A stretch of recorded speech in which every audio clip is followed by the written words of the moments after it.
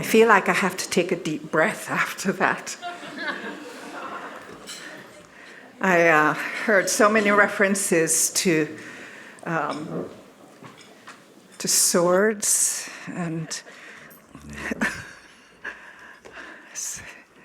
we're going to kind of change the level a little bit. I would say that this first panel brought us a lot to think about, particularly at what I'd refer to as the macro level. I'm here to introduce a speaker who I think is going to speak to the point that, probably more to the point that Michael just made about the tax on the consumer or the impact on the consumer. So, but before I go any further, I want to use this opportunity to express my sincere appreciation and gratitude on behalf of the University of Guelph, because we can't do this enough. To Tony and Anne Arrell, alumni of the University of Guelph, to Laura, to Nicole, even though Nicole doesn't realize she's going to be involved yet, and to Ashley. This is a partnership that we truly value. And it enables so much important work on our mission to improve life. To share with us her thoughts on rooted resilience, securing a global food future from the ground up, is Devita Davison. I had the pleasure of meeting Devita last night, and I think we're in for a very special session. Devita is the Director of Neighbor Insights and Analytics at Feeding America, where she leads national efforts to transform how we understand hunger, not merely as a lack of food, but as evidence of deeper systemic inequities. In this role, she is pioneering the use of data as a tool for dignity, ensuring that the lived experiences, aspirations, and wisdom of neighbors shape the strategies meant to serve them. Her career spans corporate marketing, grassroots activism, entrepreneurship, and systems change. A proud Detroit native, Devita formerly led Food Lab Detroit, where she nurtured Black and brown food entrepreneurs and helped reframe the story of food, power, and place in post-industrial cities. Her leadership has reached from New York to Chicago to Sydney, Australia, always grounded in the belief that communities hold the solutions and that food is a powerful driver of economic justice and cultural affirmation. Devita's work sits at the intersection of insight and impact, of legacy and innovation, and ultimately it reimagines resilience as something built not from systems alone, but from trust, voice, and collective power. Please join me in welcoming Devita Davison to the Arrell Food Summit.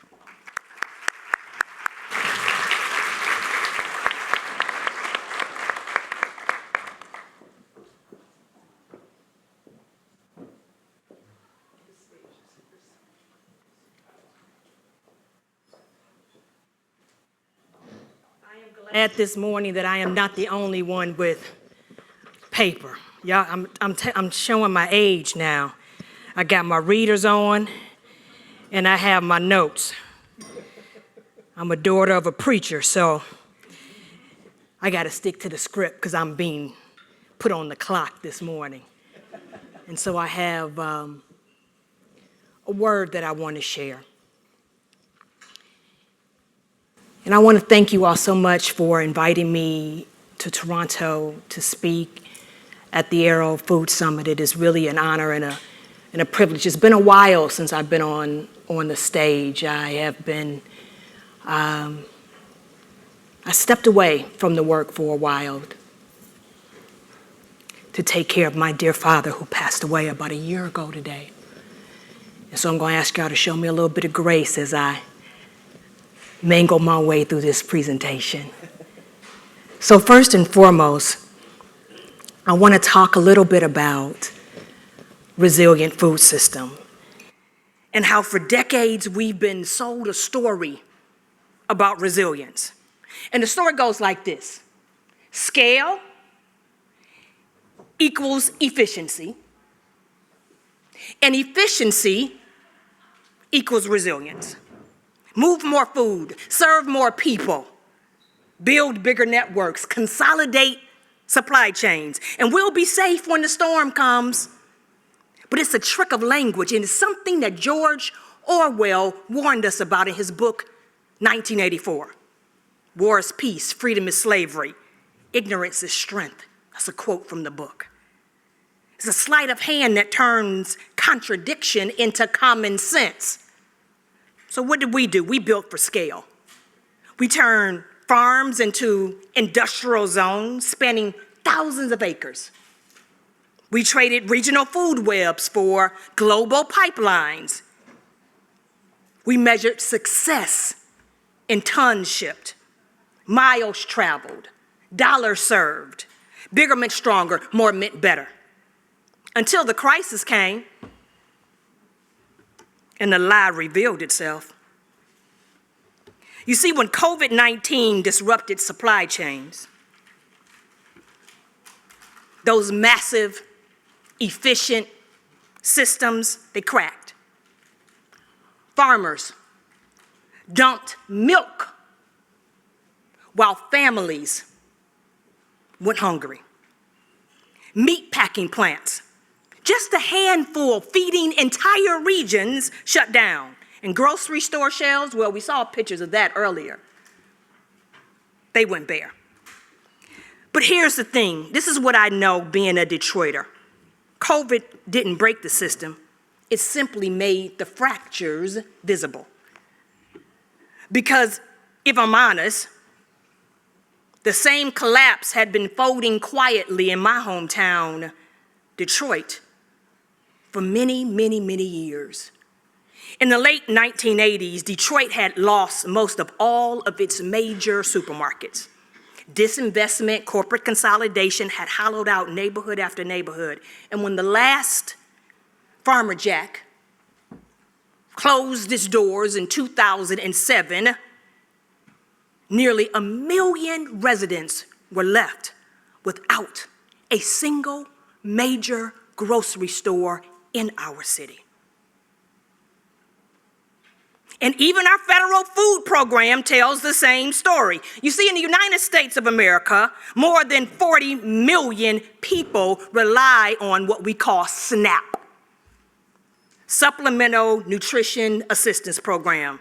40 million people, and about 40% of those are children. It's a federal-run program run by the United States Department of Agriculture that provides monthly funds for people to buy food. And it's one of the largest anti-hunger programs in the country. But here's the thing. Most of those benefits are redeemed at big box retailers like Walmart, and Kroger, and Costco, and Amazon. So even government dollars that circulate to fight hunger, they end up reinforcing corporate power, feeding profits. See, scale doesn't make us stronger. It does make a few corporations very, very, very rich. And it also makes some of us very, very vulnerable. But here's the truth. The problem isn't just who gets to eat, it's who the system is built to serve. So what does real resilience look like? What does resilience look like from the ground up, beyond charity, beyond scale, beyond efficiency? 5 principles, and I'll show you. Resilience is rooted. The first principle, scale flattens, rootedness adapts. You see, in Detroit, when those big chain grocery stores abandoned us, we didn't wait for them to return. Vacant lots became gardens. Urban farms fed families, taught children, and when the pandemic hit, these rooted systems they held. That's resilience. Not one massive system serving everybody the same way, but smaller ones that bend without breaking. Scale obscures context. Rootedness holds memory. In his final days, when my daddy was dying, my father didn't want just any watermelon. He wanted Georgia watermelon because it tastes like home. It tastes like his childhood. It tastes like memory. Georgia watermelon that was grown by Black farmers and brought up to Detroit by Black entrepreneurs selling those Georgia watermelons on the street who knew that food wasn't just food. It was culture. And after 14 years of organizing, the Detroit Black Community Food Security Network opened the Detroit People's Cooperative. And when you walk in that grocery store, you see the faces of our elders. I'm looking at W.B. Du Bois and Ella Baker and George Washington Carver. That mural is looking down at us as we shop to declare we remember who we are. In every purchase, that's an act of remembrance. Scale extracts. Rootedness regenerates. When corporations build for scale, they extract everything: profit, labor, resources. But rooted systems circulate wealth locally and they build capacity, not dependency. At Soul Fire Farm in upstate New York, they trained the next generation of Black and Latinx and indigenous farmers, sharing knowledge, building wealth, regenerating soil. Number 4, scale isolates, rootedness connects. You see, when you design for scale, relationships become inefficiencies. The cashier doesn't need to know your name. The system doesn't need to know your story. But people in crisis need more than food. They need connectedness, like Heart of Dinner in New York City, where volunteers deliver care package to Asian American elders, filled with culturally familiar meals and groceries. Their mission goes beyond nutrition. It nourishes emotional and cultural well-being for elders facing language barriers and isolation and grief. These simple acts of recognition restores belonging. It says, we see you. You matter. You are a part of us. And that's not sentiment, that's infrastructure. Because social capital, the threads of care and recognition, it holds communities together when everything else falls apart. Rootedness systems builds that. And 5, scale centers metrics, rootedness centers meaning. Here's what scale systems measure: pounds distributed, people served, cost per meal. Here's what it misses: dignity, choice, belonging. And at Feeding America, where I work really hard to ensure that we don't just count visits. We also hear and listen to the voices of our neighbors, because resilience isn't about surviving, it's maintaining your humanity while you do it. Rootedness is resilience. But the work of redesign isn't just technical, it's cultural. Policies can shift rules, but art shifts consciousness. Artists, they are the architectures of our imagination. They build the vision before the blueprint even exists. And that's where one of my favorite artists, Charles Gaines, steps in. using art to expose the systems beneath our feet and challenge the order we've been told is natural. In 2022, he planted 7 upside-down sweet gum trees in Times Square. Their roots are pointed toward the sky. Their branches were buried in the soil. This installation is called Roots, and it asks us to see what's usually hidden, the system beneath the surface that holds everything up or tears everything down. America built its wealth by uprooting people, by turning the natural order upside down, and our food system did the same. We've paved over the roots, and then we wonder why nothing lasting grows. Even inverted, these roots, they keep reaching, because that's what roots do. They search, they hold, they endure. We've spent decades uprooting communities, but roots are persistent. They find a way to grow back. And in the food systems, they grow back in gardens. They grow back in cooperatives. They grow back in the hands of people who never, ever stopped planting. You see, redesigning food systems for a changed world means giving those roots room again. It means choosing rootedness over scale. It means choosing resilience over survival. It means choosing community power over corporate power. It means becoming the kind of people who build even when we're afraid, who tell the truth even when it's dangerous, who protect each other even when the system punishes us for it. You see, my father taught me that, Charles Gaines showed me that, and my ancestors proved it by building futures when the present tried to destroy them. So I'll leave you with this question. Are you willing to become the people these new roots require? Because the system isn't broken. It's working exactly as it was designed. And redesign doesn't mean tweaking it. It means uprooting it. And we must uproot it. And we must replant what's stolen. That's what resilience looks like. And that's what redesign requires. Thank y'all.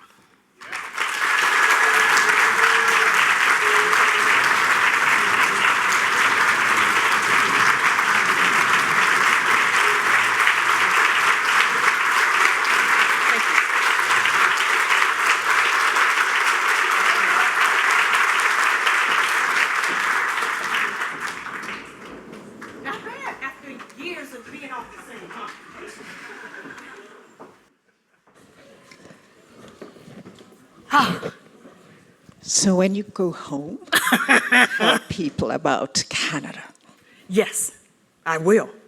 Because what you just experienced is Canada, not the 51st state. Well, we did, when the food system is global. So, you know, what impacts me impacts my neighbors, right? Absolutely, absolutely. And it's not a one-sided affair. That's right, that's right. But, you know, we know, thank you so much, Devita. No, thank you for inviting me. It's a pleasure to be here. We know that socioeconomic factors can, in many situations, seem unsurmountable. Yes. Given the theme of this summit and your work in Detroit and elsewhere, Yeah. please share more of your thoughts on how under-resourced communities can establish and build on the relationship between resilience and what you refer to as rootedness, which we can also refer to as sustainability. Even when their social determinants of health might suggest that they're not in a position to do so. Yeah, I looked at these questions when you all sent them over to me. And last night I had the opportunity to really dig into them and take some notes. And the first thing I want to do is I want to push back a little bit on not in a position to do so.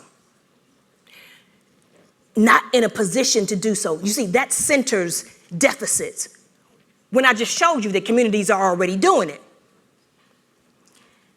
Detroit taught me that. Sydney, Australia, and working with Aboriginal communities taught me that. neighbors turning vacant lots into farms, and mutual aid networks that feed people when the efficient systems collapsed during COVID. These communities, in many communities around the world, aren't just sitting around waiting for resources. They are building with relationships. And that's what I learned. Resilience isn't about having resources, it's about being rooted. So let me break that down. With my fancy master's degree in community health, we talk about socio-ecological models, individual, interpersonal, community systems, policy levels, all interacting. That's the academic in me. But communities that are under-resourced by design, they understand something academia is still catching up to. You can't separate food from housing. You can't separate food from healthcare. You can't separate food from economic justice, from racial justice. It's all one system of extraction. So what does resilience look like? It looks like cooperative economics. I buy from you, you employ my cousin, we keep the wealth circulating in the hood. Community land trusts that can't be sold to developers. Mutual aids, when you eat, I eat. Everybody eats. What does sustainability look like? Creating jobs in the community, not extracting wealth out of it. Teaching skills like I did at Food Lab Detroit, entrepreneurship. Teaching those skills that stay even when the grant money runs out. People have got to be left with skills. So for me, and I'll just end it with this, my last note, is the social determinants of health, they don't mean communities can't build resilience. They mean the system was designed to prevent it, and communities are building anyway. And for me, that's not limitation, that's organized resistance. So Evan mentioned that if people don't have the tools, the system will crack. Right. And what you mentioned was that these cracks actually exist. That's right. And sometimes hardships and unpredictable events, etc., serve to open up those cracks. This is for real. Oh, for sure. And if it were the case that people can just help themselves and make themselves what they need to be, there wouldn't be the need for systems of support. There wouldn't be food insecurity. Last night, you and Anne and I talked about food deserts. And sometimes there's the risk that we might externalize problems so that, in fact, we don't take responsibilities for dealing. We don't take responsibility for dealing with these problems. Share some of your thoughts on that. Yeah. So I think one of the things that's so important for folks to understand is this word, food deserts. How many folks, I'm in a room full of academics, I know you all have heard of the word. Show of hands, how many folks have heard of the word, kind of food deserts, right? It was a word that came out of academia. It insists, it is not a word that came out of community. And the definition of a food desert is a community that does not have a full-service grocery store within a mile walking distance, full-service grocery store.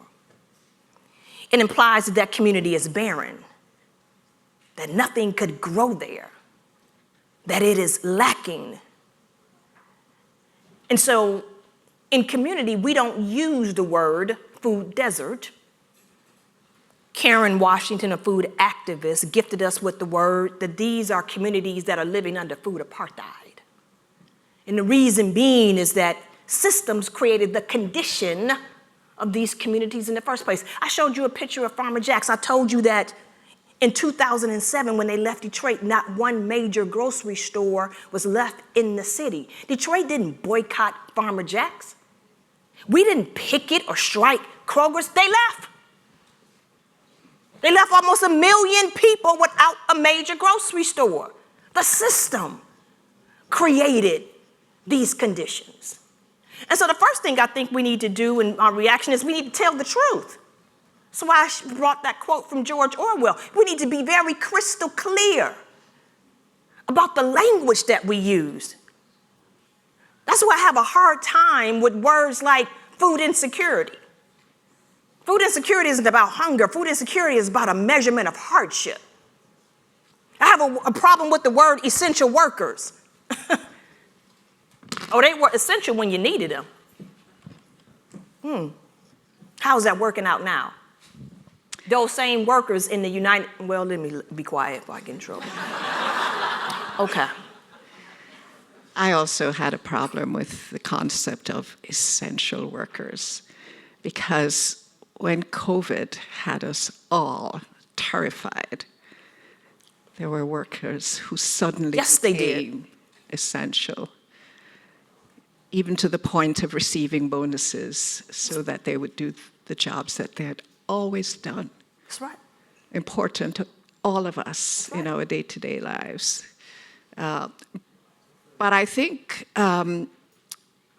we also need to think about what the system is and the power that communities have to adjust systems, to make systems work for them. And it's just this matter of self-determination and self-empowerment. And I know this is what you have dedicated your life to. That's right. And the question is, how do we extend that beyond the people who have happened to have the privilege of being a part of your framework? Yeah. You know,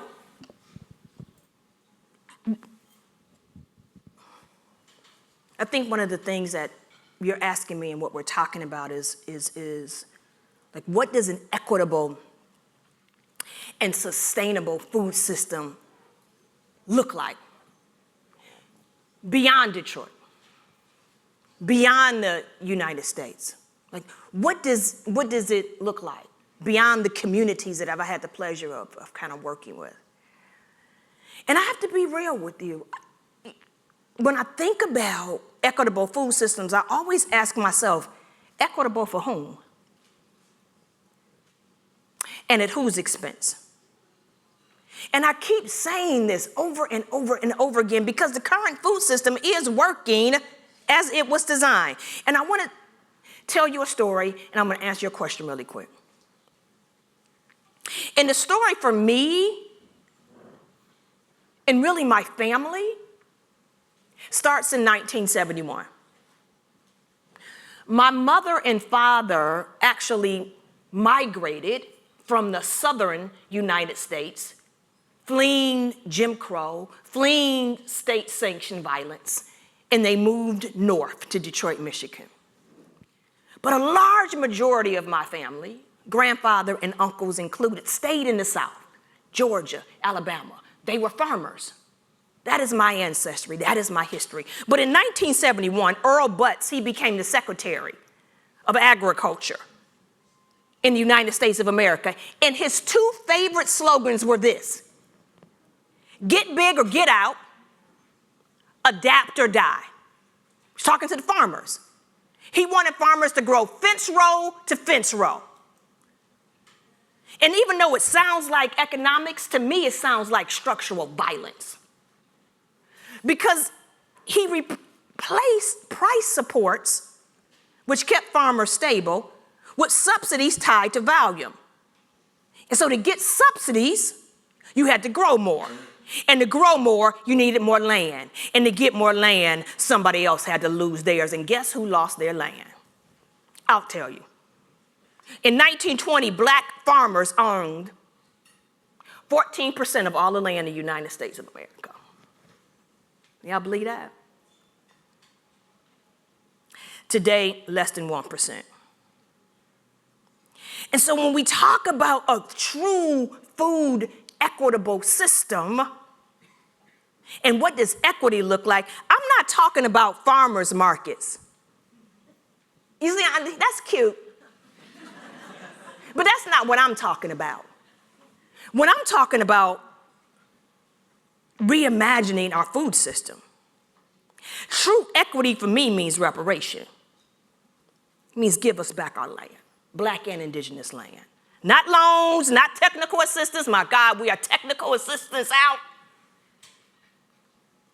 Community ownership, cooperatives, not corporations. Workers who can afford the food they produce, not just grow it, but they can actually afford to eat it. And my goodness, they might even be able to afford to go to one of the restaurants that's serving their heirloom tomatoes that they grew.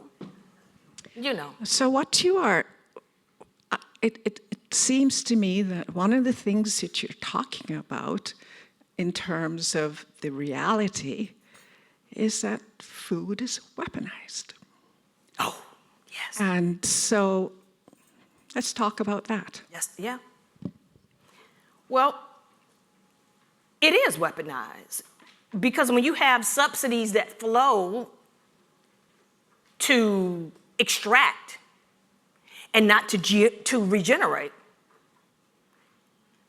when subsidies are flowing to large corporations, not to farmers growing food, but for commodities to process junk food, that's weaponization. Food sovereignty is communities decide what gets grown, who's fed, and at what cost. And when you're talking about not being able to feed yourself, now you're talking about children who are going hungry. Now you can link that to absenteeism in school. You can link that to workers not being able to work because they're hungry. You're talking about, I can link food to national global defense. Because you're talking about our armed services, our men and women who are not equipped, their bodies aren't equipped to serve. And so yes, food is weaponized. It is in some ways meant to hold certain communities back. And I think it's so crucial for us to name that. And stop calling inefficiencies when it's extraction. I love that you were so clear about that. Weaponization. Stop calling food deserts when it's apartheid. Stop calling consolidation economies at scale when it's a monopoly. Call it what it is. Weaponization. Be very, very clear. And so I can appreciate the question. Because when you talk about food as weaponization, when you start talking about, now we're having a whole different conversation. Clarity is essential. Earlier on, and you know, there are academics here, but academics are real people. Absolutely. And so Yeah. one of the things that I think we need to look at is how do we use education as a tool for better for people who don't necessarily have access to or an understanding of what we feel. So for example, when Evan says it's not a lack of calories, it's an understanding and access to, understanding of and access to healthy food. So people understanding what is good for them and what might not be good for them. One of your George Orwell quotes about ignorance. Ignorance is not a strength. No, it's not. And sometimes it does take sacrifices to go to the healthy option when in fact the less healthy options are more affordable. So in your communities, as you speak or as you spread the word about sustainability and equity, etc., I'm thinking that needs to be part of the message. Oh, absolutely. you know? And when you're talking about empowerment or self-determination, we have to bring others along. Absolutely. With us. So if you could give one piece of advice to a young activist or entrepreneur passionate about social and food justice, what would it be? Yeah, two real quick, and then one, because I know we got 3 minutes, that I want to elaborate on. One is that I want the young scholars to know, and even academics to understand as well, and to recognize that the system is working as it was designed. I mean, when you see hunger in the richest country on earth, that's not a bug, that's a feature. And we have to name that. When you see 4 companies controlling 85% of beef while farmers go bankrupt, that's not inefficient, that's consolidation by design. When you see black farmers losing 98% of their land in 100 years, that's not market force, that's organized stuff. So I think we have to recognize that the system is working as designed. That's the first thing. I think the second thing I want scholars to understand, academics to understand, is that communities already have the answers, y'all. Your job isn't to save anyone, it's to show up with humility, ask what you need, resource it, amplify it, and get your ego out of the way. The third one is measure liberation, not just survival. Don't let funders make you count how many people you fed while you're trying to build power. The right questions are, who owns the land? Who makes the decisions? Who keeps the wealth? It's power shifting. And the fourth one, in the last 2 minutes that we have left, I want my young scholars to hear me. If you don't hear anything else that I have to say to my young scholars in the room, please, please, please hear me on this one. I am so tired of people thinking that activism is posting on Instagram, social media, Facebook, and Twitter. That's not organizing, that's performance. There's a difference between being an activist and being a social media influencer. One is building power with communities and the other is building followers. You need to decide which one you want to become. You can't dismantle what you don't understand. So if you really want to do this work, young scholars, read. Get some scholarship. Read Monica White on freedom farming. Read Angela Davis on abolition. Read Ruth Wilson Gilmore on organized abandonment and how geography is used as a weapon. Use Leah Penniman from Soul Fire Farm. Read something, as my grandmama would say, learn something. Learn the history. Understand the systems, because if you don't know this, you're just vibing on equity and justice without understanding the mechanisms of oppression. And if you don't understand that, you're going to inadvertently recreate the same systems, but you're just going to use different language. Social media ain't going to free us. Posting is not a practice. Posting can be part of a strategy, young people, but for education, for mobilization, for narrative change, it's that all you're doing if you're not showing up in community. So I'm just going to tell my young scholars, show up. Read, take this time at school seriously. Organize spaces. It's gonna be slow, it's gonna be hard, it's gonna be unglamorous, but you're not an activist if you're not doing it. If you're not doing this work, the slow, hard work, you're not an activist, you're just a content creator. And to redesign food systems, we don't need content creators, we need activists. Devita, I gather you have sometimes felt that there is nothing more to say. I read that somewhere. The reality, however, is that there are always people, including policymakers, who have yet to hear what needs to be said. We can sometimes think that everyone should already know what we think we know or what they think they know, because it's so important or seems so obvious. Yeah. but we all know better. Yeah, we do. Please continue to advocate for those who may not be able to advocate for themselves, Yes, ma'am. or whose voices are often dismissed as unimportant.